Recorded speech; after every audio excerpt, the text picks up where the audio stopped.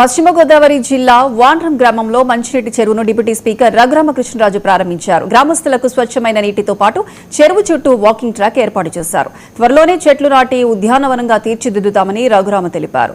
వాండ్రం ఒక ఆదర్శవంతమైన గ్రామమని, ప్రభుత్వ నిధులపై ఆధారపడకుండా దాతల సహకారంతో గ్రామాన్ని అభివృద్ధి చేశారని పేర్కొన్నారు.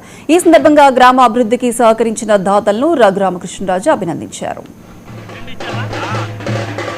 త్రాగునీరు కనీసం 3 నెలలకి స్టోర్ చేసుకోవాల్సిన అవసరం ఉన్నప్పటికీ ఆ చెరువు గత ఎన్నో సంవత్సరాలుగా పూడికి తీనందువల్ల ఒక పూట నీరు సప్లై ఇటువంటి ఇబ్బందులు చాలా కాలంగా ఎదుర్కొంటున్నారు.